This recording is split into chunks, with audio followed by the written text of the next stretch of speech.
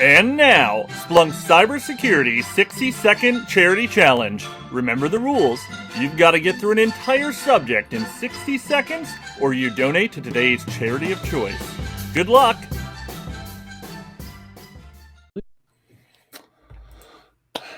Okay, what's the format today, Mick?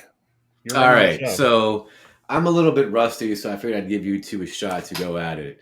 And I was at the Women in Tech Bots event yesterday in Tyson's, and Katie Brown told a story that kind of resonated a little bit, and I did a little homework on it. So for this month, or for this challenge in honor of Women's History Month, did you know the term debugging came from Admiral Grace Hopper in the 40s? She found a moth in a Mark II computer at Harvard and one of the pulled punch it out, cards, right? and that's where the term came from.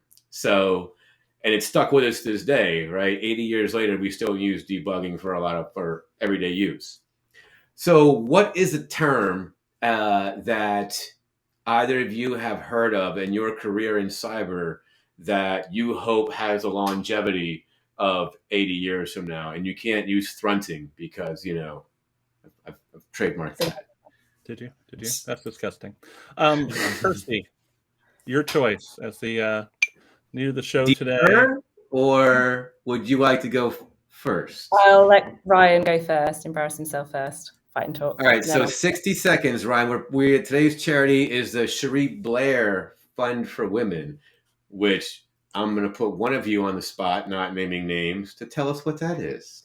Yes, the Cherie Blair Fund for Women is a wide variety of different options that provide financial assistance for women in tech, business development, and other areas that have not been traditionally funded in the United Kingdom. So it's a great source of charity for people trying to do great things in Europe. So, well, not Europe, sorry, the UK, to be specific. We're still in Europe, just not the EU, guys. Stop it. I thought you were separated. I still don't get it. I just don't. I need continent, like our island's just drifting away from the continent. Yeah. All the rumors are true. Yeah. Let's hope that ice age doesn't happen. Otherwise, it's just all Normandy again. We get over it. We move on. Come on, Ryan. There we go. All right, Drew, 60 seconds. Can you get us started? All right, I'm going to go out on a limb and make a bold stand. I hope that cyber as a term stick around. Now, I say this because for some people, the very militarization of information security is absolutely abhorrent, but I look at cyber and InfoSec as two, albeit intertwined areas of security.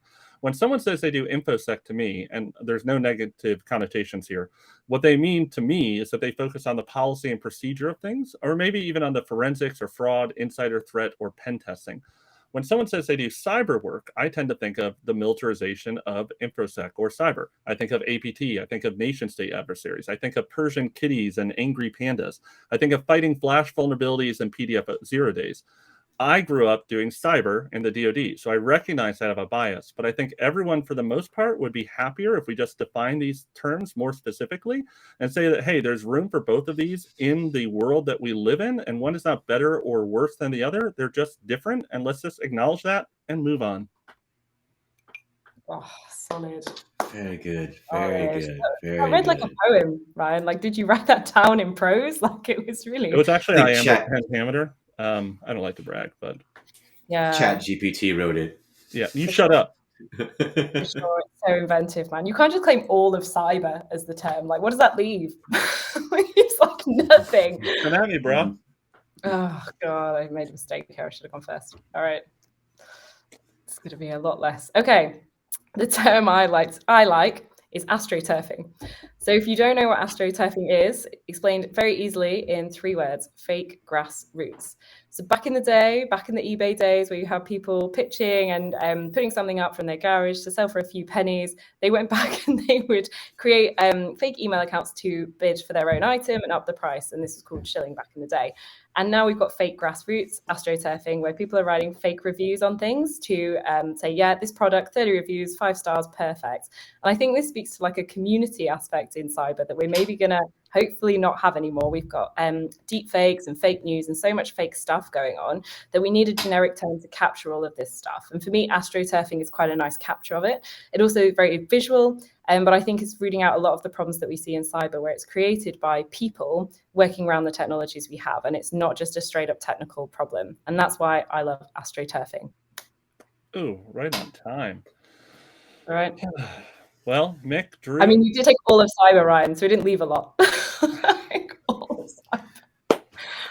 I mean, you went a completely different area, so that's good. This is what's nice. If it had just been Mick and I, we would have been fighting about cyber both sides. So this is, you know. But I pronounce it Cyber, so that way it's two different words. Cyber. All right, Yeah, so yeah. I think Drew is our voice of reason always. Drew, who is our winner today?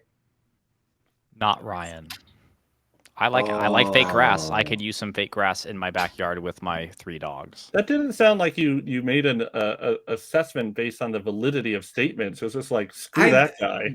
That is how judging works. Because you tried to take all of cyber, and I mean, I don't think you can do that. Greedy. I think I can. I think that's you know, it's greedy, Ryan. It's manifest cyber destiny. We just took off just greedy, greedy Cyberman. Okay, well then.